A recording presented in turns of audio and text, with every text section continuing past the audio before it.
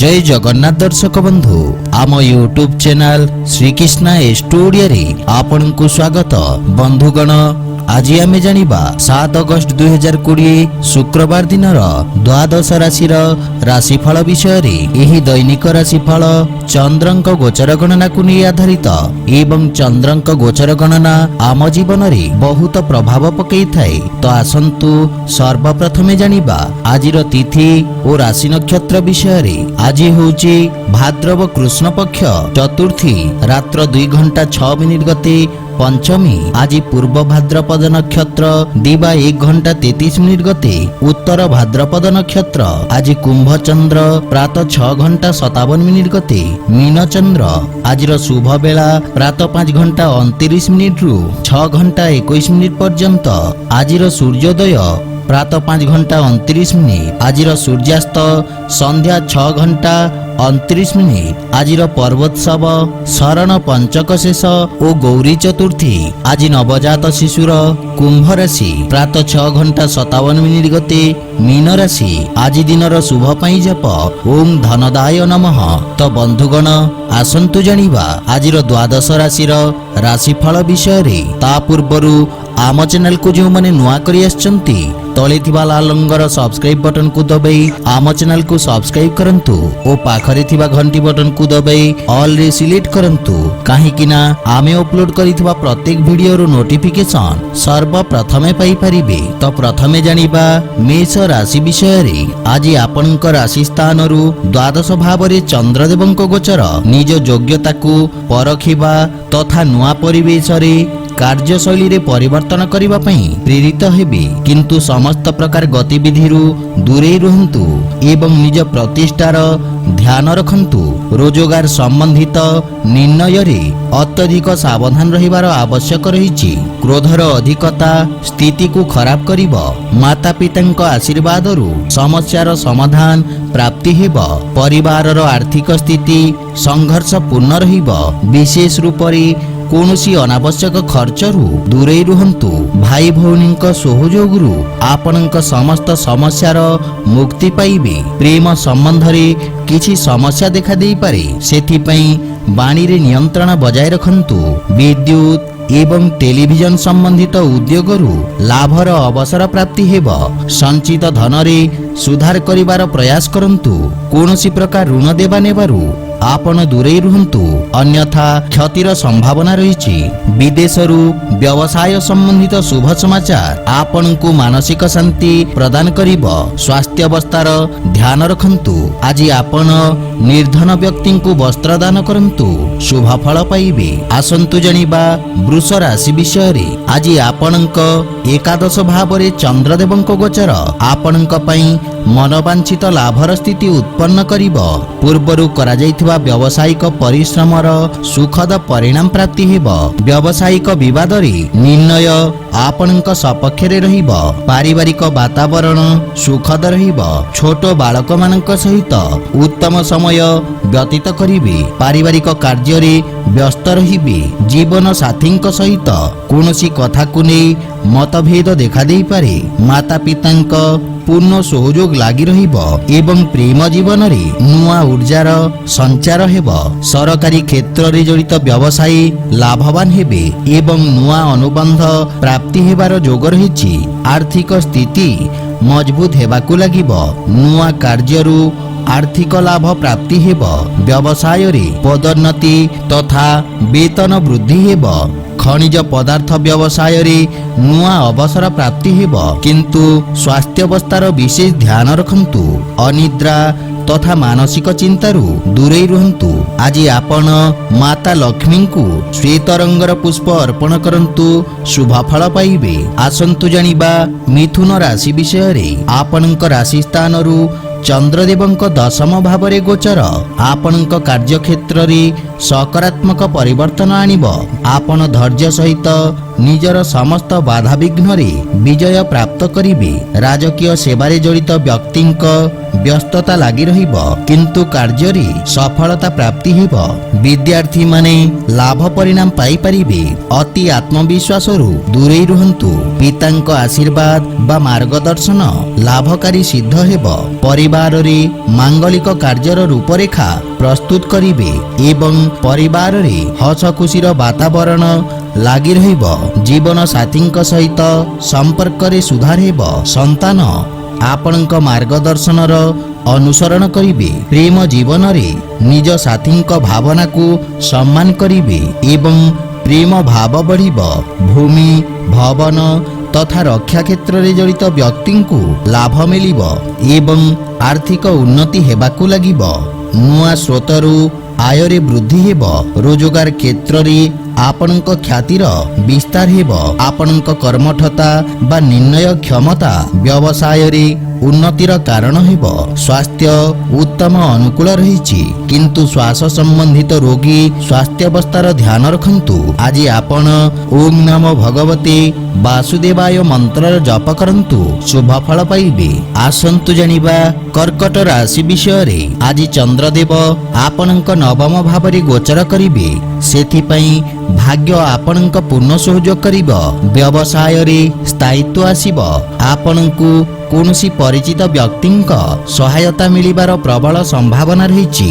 ଛାତ୍ରଛାତ୍ରୀଙ୍କୁ ଗୁରୁଜନଙ୍କ ଆଶୀର୍ବାଦ ପ୍ରାପ୍ତି ହେବ। ପିତାଙ୍କ ସ୍ନେହ ତଥା ଆଶୀର୍ବାଦ ପ୍ରାପ୍ତି ହେବ। ଧାର୍ମିକ ଆଧ୍ୟାତ୍ମିକ କାର୍ଯ୍ୟରେ ଆପଣଙ୍କ ବ୍ୟସ୍ତତା ବଢ଼ିବ। ଜୀବନ ସାଥୀଙ୍କ ପୂର୍ଣ୍ଣ ସହଯୋଗ ପ୍ରାପ୍ତ କରିବେ, କିନ୍ତୁ ଜୀବନ ସାଥୀଙ୍କ ସ୍ୱାସ୍ଥ୍ୟାବସ୍ଥାର ବିଶେଷ ଧ୍ୟାନ ରଖନ୍ତୁ। ପରିବାରର ଛୋଟ ସଦସ୍ୟଙ୍କ ସହିତ ସମୟ ବ୍ୟତୀତ କରିବେ ଏବଂ ମାନସିକ ଶାନ୍ତି ମିଳିବ। ପ୍ରେମ ସମ୍ବନ୍ଧରେ କ୍ରୋଧର ଅଧିକତା ସମ୍ପର୍କକୁ ଖରାପ କରିପାରେ। କଳାତ୍ମକ, ଶିଳ୍ପକାରୀ ତଥା ବିଦେଶ ବ୍ୟବସାୟରେ ଜଡ଼ିତ ବ୍ୟକ୍ତିଙ୍କୁ ଆକସ୍ମିକ ଧନଲାଭର ଯୋଗ ରହିଛି। ଆୟର ନୂଆ ସ୍ରୋତରୁ ଧନଲାଭ ହେବାର ସଂକେତ ରହିଛି। ରୋଜଗାର କ୍ଷେତ୍ରରେ ଦେଖାଦେଉଥିବା ସମସ୍ୟାର ସମାଧାନ ମିଳିବ ଏବଂ ପୂର୍ବରୁ ଦେଖାଦେଉଥିବା ଆର୍ଥିକ ଚାପରୁ ମୁକ୍ତି ମିଳିବ। ସ୍ୱାସ୍ଥ୍ୟ ଉତ୍ତମ ଅନୁକୂଳ ରହିଛି।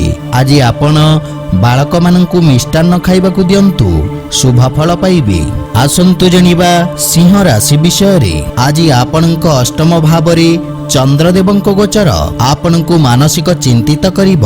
ସାମାଜିକ କାର୍ଯ୍ୟରେ ଜଡ଼ିତ ବ୍ୟକ୍ତି ନିଜ ବାଣୀରେ ନିୟନ୍ତ୍ରଣ ରଖିବା ଉଚିତ, ଅନ୍ୟଥା ଆପଣଙ୍କ ଛବିକୁ କ୍ଷତିର ସମ୍ଭାବନା ରହିଛି। ଛାତ୍ରଛାତ୍ରୀମାନଙ୍କୁ ଏକାଗ୍ରତା ବଜାୟ ରଖିବାରେ ବାଧାବିଘ୍ନର ସାମ୍ନା କରିବାକୁ ପଡ଼ିବ।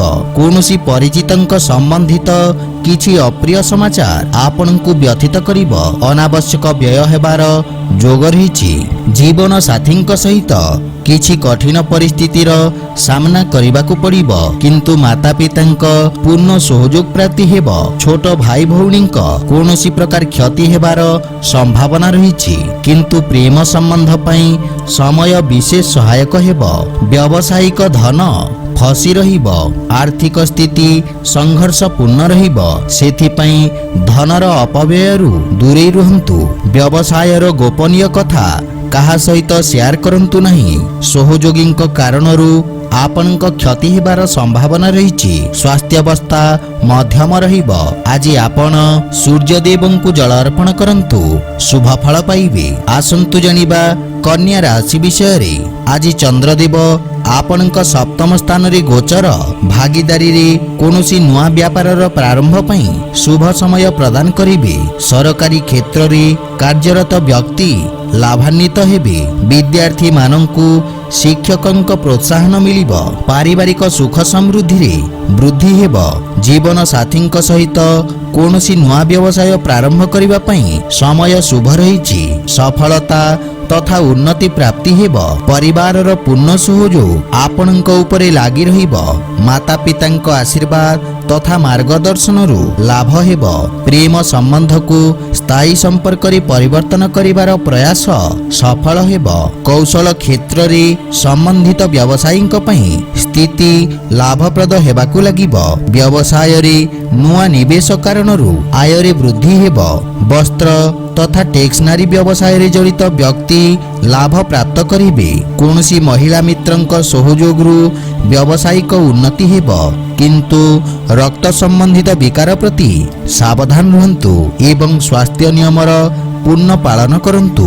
ଆଜି ଆପଣ ଭଗବାନ ଶ୍ରୀ ଗଣେଶଙ୍କୁ ଦୁବ ଅର୍ପଣ କରନ୍ତୁ, ଶୁଭ ଫଳ ପାଇବେ। ଆସନ୍ତୁ ଜାଣିବା ତୁଳା ରାଶି ବିଷୟରେ। ଆଜି ଚନ୍ଦ୍ରଦେବଙ୍କ ଆପଣଙ୍କ ଷଷ୍ଠ ଭାବରେ ଗୋଚର ଆପଣଙ୍କୁ ବ୍ୟବସାୟ ତଥା ରୋଜଗାରରେ ନୂଆ ଅବସର ପ୍ରଦାନ କରିବ। ଆପଣଙ୍କ ପରାକ୍ରମ ବା କର୍ମଠତା ଦ୍ୱାରା ନୂଆ ସମ୍ଭାବନାର ଦ୍ୱାର ଖୋଲିବ, କିନ୍ତୁ ଦିନଚର୍ଯ୍ୟାକୁ ବ୍ୟବସ୍ଥିତ ରଖନ୍ତୁ। ଅଧା ରହିଥିବା କାର୍ଯ୍ୟକୁ ପୂର୍ଣ୍ଣ କରିବାରେ ସଫଳତା ମିଳିବ। ସାମାଜିକ କାର୍ଯ୍ୟରେ ଜଡ଼ିତ ବ୍ୟକ୍ତିଙ୍କ ଯଶ ଲାଭ ହେବ। ଛାତ୍ରଛାତ୍ରୀଙ୍କୁ ନୂଆ କୌଶଳର ଜ୍ଞାନ ପ୍ରାପ୍ତି ହେବ। ପାରିବାରିକ ସମ୍ପର୍କରେ ଲାଭ ହେବ ଏବଂ ସମସ୍ୟାର ସମାଧାନ ଖୋଜିବାରେ ପାରିବାରିକ ସହାୟତା ମିଳିବ। ଜୀବନ ସାଥୀଙ୍କ ସହିତ ଅନାବଶ୍ୟକ ଯୁକ୍ତିତର୍କ ବାଦ ବିବାଦର ସମ୍ଭାବନା ରହିଛି, କିନ୍ତୁ ଛୋଟ ଭାଇ ଭଉଣୀଙ୍କ ସ୍ନେହ ପ୍ରାପ୍ତି ହେବ ଏବଂ ସେମାନେ ଆପଣଙ୍କ ଅନୁସରଣ କରିବେ। ପ୍ରେମ ଜୀବନରେ ସାମଞ୍ଜସ୍ୟ ସ୍ଥାପିତ କରିବାର ଆବଶ୍ୟକତା ରହିଛି, ଅନ୍ୟଥା ମତଭେଦ ଦେଖାଦେଇପାରେ। ପାରିବାରିକ ଖର୍ଚ୍ଚରେ ବୃଦ୍ଧି ଘଟିବ। ବ୍ୟବସାୟିକ ନିବେଶ ହେତୁ ଋଣ ମିଳିବାରେ ସଫଳତା ପ୍ରାପ୍ତି ହେବ। ବ୍ୟାପାର କ୍ଷେତ୍ରରେ ସ୍ଥିରତା ଆସିବ। ଭବିଷ୍ୟତର ଆଶଙ୍କାରୁ ମୁକ୍ତି ମିଳିବ, କିନ୍ତୁ ଉଦର ସମ୍ବନ୍ଧିତ ସ୍ୱାସ୍ଥ୍ୟ ସମସ୍ୟା ଆପଣଙ୍କୁ ବ୍ୟଥିତ କରିବ। ସେଥିପାଇଁ ଖାଦ୍ୟପେୟ ପ୍ରତି ବିଶେଷ ଧ୍ୟାନ ରଖନ୍ତୁ। ଆଜି ଆପଣ ଗୋମାତାଙ୍କୁ ଖାଇବାକୁ ଦିଅନ୍ତୁ, ଶୁଭ ଫଳ ପାଇବେ। ଆସନ୍ତୁ ଜାଣିବା ବିଛା ରାଶି ବିଷୟରେ। ଆପଣଙ୍କ ରାଶିରୁ ପଞ୍ଚମ ଭାବରେ ଚନ୍ଦ୍ରଦେବଙ୍କ ଗୋଚର ଆପଣଙ୍କ ସୃଜନାତ୍ମକ କ୍ଷମତାର ବିକାଶ କରିବ। ଛାତ୍ରଛାତ୍ରୀଙ୍କ ପାଇଁ କୌଣସି ଶୁଭ ସମାଚାର ମାନସିକ ଚିନ୍ତାରୁ ମୁକ୍ତି ପ୍ରଦାନ କରିବ। ଆପଣଙ୍କ କଳାତ୍ମକ ତଥା ପ୍ରବନ୍ଧନ ଶକ୍ତି କାର୍ଯ୍ୟକ୍ଷେତ୍ରରେ ସହାୟକ ସିଦ୍ଧ ହେବ। ଆପଣଙ୍କ ଅଧିକାର ତଥା ଦାୟିତ୍ୱରେ ବୃଦ୍ଧି ହେବ। ସନ୍ତାନ ପକ୍ଷରୁ ସୁଖଦ ସମାଚାର ପ୍ରାପ୍ତି ହେବ। ଆପଣ ଧୈର୍ଯ୍ୟ ସହିତ ପାରିବାରିକ ସମସ୍ୟାକୁ ସମାଧାନ କରିବାରେ ସଫଳ ହେବେ।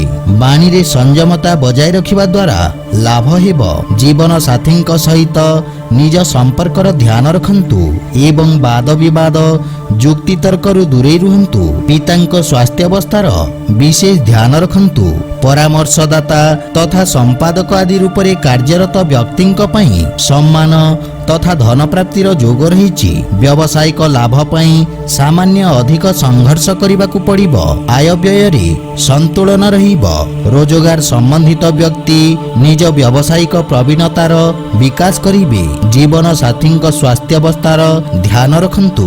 ଆଜି ଆପଣ ପକ୍ଷୀଙ୍କୁ ଦାନା ଖାଇବାକୁ ଦିଅନ୍ତୁ, ଶୁଭ ଫଳ ପାଇବେ। ଆସନ୍ତୁ ଜାଣିବା ଧନୁ ରାଶି ବିଷୟରେ। ଚନ୍ଦ୍ରଦେବଙ୍କ ଆପଣଙ୍କ ରାଶିରୁ ଚତୁର୍ଥ ଭାବରେ ଗୋଚର କାରଣରୁ ଆପଣଙ୍କୁ କିଛି ବ୍ୟବସାୟିକ ସମସ୍ୟା ଉତ୍ପନ୍ନ ହେବାର ସମ୍ଭାବନା ରହିଛି। ସମସ୍ତ ପ୍ରକାର ନିବେଶ ଅଥବା କ୍ରୟ ବିକ୍ରୟ ପୂର୍ଣ୍ଣ ସାବଧାନ ସହିତ କରନ୍ତୁ। ଆପଣଙ୍କ ସହିତ କୌଣସି ପ୍ରକାର ଧୋକା ହେବାର ଆଶଙ୍କା ରହିଛି। ବାଣୀର କଠୋରତା ଆପଣଙ୍କ ଛବିର ହାନି କରିବ। ବିଦ୍ୟାର୍ଥୀମାନଙ୍କୁ ଅତି ଆତ୍ମବିଶ୍ୱାସ କାରଣରୁ କ୍ଷତିର ସମ୍ଭାବନା ରହିଛି। ମାତାଙ୍କ ସହିତ କିଛି ବୈଚାରିକ ମତଭେଦ ଦେଖାଦେଇପାରେ। ଭାଇ ଭଉଣୀଙ୍କ ସମ୍ବନ୍ଧରେ ସୁଧାର ହେବ। ପାରିବାରିକ ସୁଖରେ ହାନି ଘଟିବ, କିନ୍ତୁ ପିତାଙ୍କ ମାର୍ଗଦର୍ଶନ ବା ସହଯୋଗ ଆପଣଙ୍କ ଉପରେ ଲାଗି ରହିବ। ଜୀବନ ସାଥୀଙ୍କ ଭାବନାକୁ ବୁଝିବାର ଅବସର ମିଳିବ ଏବଂ ସମ୍ବନ୍ଧରେ ପ୍ରଗାଢ଼ତା ଆସିବ। ପ୍ରେମ ଜୀବନରେ ମଧୁରତା ଲାଗି ରହିବ। ଲୁହା ତଥା ସୁଗନ୍ଧ ନିର୍ମାଣରେ ଜଡ଼ିତ ବ୍ୟବସାୟୀ ବିଶେଷ ଲାଭବାନ ହେବେ। ଆବେଶରେ ଆସି ନିଆଯାଇଥିବା ଭୁଲ ନିର୍ଣ୍ଣୟ କାରଣରୁ ବଡ଼ କ୍ଷତିର ସମ୍ଭାବନା ରହିଛି। ସେଥିପାଇଁ ଆପଣଙ୍କୁ କିଛି ମାନସିକ ଚିନ୍ତା ବ୍ୟଥିତ କରିବ। ମନକୁ ଏକାଗ୍ର ତଥା ଶାନ୍ତ ରଖିବାର ପ୍ରୟାସ କରନ୍ତୁ। ଆଜି ଆପଣ ଗଣେଶ ସହସ୍ର ନାମ ପାଠ କରନ୍ତୁ, ଶୁଭ ଫଳ ପାଇବେ। ଆସନ୍ତୁ ଜାଣିବା ମକର ରାଶି ବିଷୟରେ।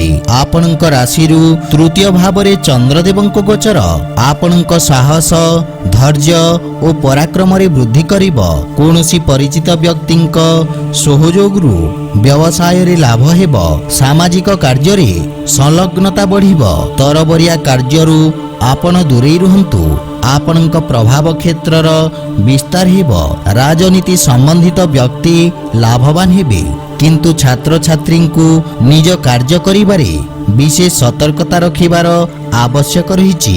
ଭାଇଙ୍କ ସହଯୋଗରୁ ପାରିବାରିକ ସମସ୍ୟାରେ ସମାଧାନ ପ୍ରାପ୍ତି ହେବ, କିନ୍ତୁ ସନ୍ତାନ ସମ୍ବନ୍ଧିତ କିଛି ଚିନ୍ତା ଆପଣଙ୍କୁ ବ୍ୟଥିତ କରିବ। ପରିବାରର ସୁଖ ସମୃଦ୍ଧି ପାଇଁ ଆପଣ ବ୍ୟୟ କରିବେ। ଦାମ୍ପତ୍ୟ ଜୀବନରେ ମଧୁରତା ଆସିବ। ପ୍ରେମ ଜୀବନରେ ନିଜ ଉପେକ୍ଷାରେ ନିୟନ୍ତ୍ରଣ ରଖନ୍ତୁ। ତରଳ ପଦାର୍ଥ ତଥା ତେଲ ଆଦି ସମ୍ବନ୍ଧିତ ବ୍ୟବସାୟରେ ବିଶେଷ ଲାଭ ମିଳିବ। ଆର୍ଥିକ ସ୍ଥିତିକୁ ସୁଧାର କରିବାର ପ୍ରୟାସ ସଫଳ ହେବ। ଦୀର୍ଘକାଳୀନ ନିବେଶରୁ ଲାଭ ପ୍ରାପ୍ତି ହେବ। ଅଧିକ ଧାଁ ଦୌଡ଼ା କାରଣରୁ ଶାରୀରିକ ଥକାପଣ ଅନୁଭବ କରିବେ। ଆଜି ଆପଣ ହନୁମାନ ମନ୍ଦିରରେ ନଡ଼ିଆ ଅର୍ପଣ କରନ୍ତୁ, ଶୁଭ ଫଳ ପାଇବେ। ଆସନ୍ତୁ ଜାଣିବା କୁମ୍ଭ ରାଶି ବିଷୟରେ। ଆପଣଙ୍କ ରାଶି ସ୍ଥାନର ଦ୍ୱିତୀୟ ଭାବରେ ଚନ୍ଦ୍ରଦେବଙ୍କ ଗୋଚର ଆପଣଙ୍କ ବାଣୀକୁ ମଧୁର ତଥା ପ୍ରଭାବଶାଳୀ କରିବ। ଆପଣଙ୍କ ବ୍ୟକ୍ତିତ୍ୱରେ ଏକ ନୂଆ ଆକର୍ଷଣର ସଞ୍ଚାର ହେବ ଏବଂ ଆପଣଙ୍କ କାର୍ଯ୍ୟର ସମସ୍ତ ସ୍ଥାନରେ ପ୍ରଶଂସା ହେବ। ଅଧିକାରୀ ବର୍ଗରୁ ଆପଣଙ୍କ କାର୍ଯ୍ୟକୁ ସମ୍ମାନ ପ୍ରାପ୍ତି ହେବ। ଛାତ୍ରଛାତ୍ରୀଙ୍କ ଅଭିବ୍ୟକ୍ତି କ୍ଷମତାର ବିକାଶ ହେବ। ଜୀବନ ସାଥୀଙ୍କ ପକ୍ଷରୁ ଆପଣଙ୍କୁ ପ୍ରେମ ବା ସମ୍ମାନ ପ୍ରାପ୍ତି ହେବ। ଛୋଟ ଭାଇ ଭଉଣୀଙ୍କ ସ୍ନେହ ମିଳିବ ଏବଂ ସେମାନେ ଆପଣଙ୍କ ଅନୁସରଣ କରିବେ। ଆପଣଙ୍କ ବାଣୀର ମଧୁରତାରେ ଆପଣଙ୍କ ସମ୍ପର୍କରେ ଏକ ନୂଆ ଉତ୍ସାହ ଆସିବ। ପାରିବାରିକ ଜୀବନରେ ସୁଖ ସମୃଦ୍ଧି ଆସିବ। ପ୍ରେମ ସମ୍ପର୍କରେ ପୂର୍ବରୁ ଦେଖାଦେଉଥିବା ଦୂରତ୍ୱର ସମାପ୍ତ ହେବ। ଜନସମ୍ପର୍କ ଅଧିକାରୀ ତଥା ଟେକ୍ନିସିଆନ ରୂପରେ କାର୍ଯ୍ୟରତ ବ୍ୟକ୍ତିଙ୍କୁ ଲାଭ ମିଳିବ। ଆର୍ଥିକ ସ୍ଥିତି ସୁଦୃଢ଼ ହେବାକୁ ଲାଗିବ। ଆୟର ନବୀନ ସ୍ରୋତର ନିର୍ମାଣ ହେବ। ସହକର୍ମୀଙ୍କୁ ଆପଣଙ୍କ ପରାମର୍ଶରୁ ଲାଭ ହେବ। ସ୍ୱାସ୍ଥ୍ୟାବସ୍ଥା ଉତ୍ତମ ଅନୁକୂଳ ରହିଛି। ଆଜି ଆପଣ ଶିବ ଚାଲିସା ପାଠ କରନ୍ତୁ, ଶୁଭ ଫଳ ପାଇବେ। ଆସନ୍ତୁ ଜାଣିବା ମୀନ ରାଶି ବିଷୟରେ। ଆପଣଙ୍କ ରାଶିରେ ଚନ୍ଦ୍ରଦେବଙ୍କ ଗୋଚର ଆପଣଙ୍କ ଆତ୍ମବିଶ୍ୱାସରେ ବୃଦ୍ଧି ତଥା ବ୍ୟକ୍ତିତ୍ୱରେ ଆକର୍ଷଣର ସମାବେଶ ହେବ। ରୋଜଗାର କ୍ଷେତ୍ରରେ ଉନ୍ନତି ହେବ ଏବଂ ନୂଆ ଅବସର ପ୍ରାପ୍ତ କରିବେ। ସାମାଜିକ ପ୍ରତିଷ୍ଠାରେ ବୃଦ୍ଧି କାରଣରୁ ନୂଆ ଗ୍ରାହକରେ ଲାଭ ହେବ। ନୂଆ ବ୍ୟାପାରିକ ଅନୁବନ୍ଧ ଲାଭପ୍ରଦ ରହିବ।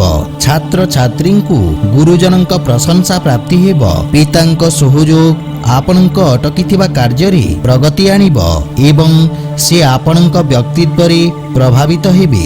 ସନ୍ତାନଙ୍କ ଭବିଷ୍ୟତ ସମ୍ବନ୍ଧିତ କୌଣସି ଶୁଭ ସମାଚାର ଆପଣଙ୍କ ଚିନ୍ତାକୁ କମ୍ କରିବ, କିନ୍ତୁ ପରିବାରର ବରିଷ୍ଠ ସଦସ୍ୟଙ୍କ ସ୍ୱାସ୍ଥ୍ୟାବସ୍ଥାର ଧ୍ୟାନ ରଖନ୍ତୁ।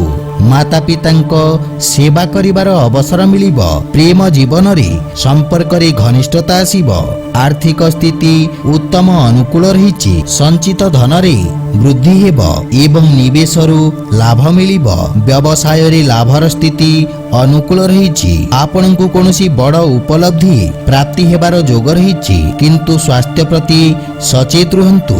ମୁଣ୍ଡ ବ୍ୟଥା ଏବଂ ଶାରୀରିକ ପୀଡ଼ା ଆପଣଙ୍କୁ ହଇରାଣ କରିବ। ଆଜି ଆପଣ ଭଗବାନ ବିଷ୍ଣୁଙ୍କୁ ତୁଳସୀ ଅର୍ପଣ କରନ୍ତୁ, ଶୁଭ ଫଳ ପାଇବେ। ତ ବନ୍ଧୁଗଣ, ଏହା ଥିଲା ଆଜିର ଦ୍ୱାଦଶ ରାଶିର ରାଶିଫଳ ବିଷୟରେ। ଯଦି ଭିଡ଼ିଓଟି ଆପଣମାନଙ୍କୁ ଭଲ ଲାଗିଥାଏ, ଲାଇକ୍ ସେୟାର ଓ କମେଣ୍ଟ କରି ଜଣାନ୍ତୁ ଏବଂ ଏହିପରି ନୀତିଦିନ ନିଜ ରାଶିଫଳ ବିଷୟରେ ଜାଣିବା ପାଇଁ ଆମ ଚ୍ୟାନେଲକୁ ସବସ୍କ୍ରାଇବ୍ କରନ୍ତୁ ଓ ପାଖରେ ଥିବା ଘଣ୍ଟି ବଟନକୁ ଦବାଇ ଅଲ୍ରେ ସିଲେକ୍ଟ କରନ୍ତୁ। ଜୟ ଜଗନ୍ନାଥ।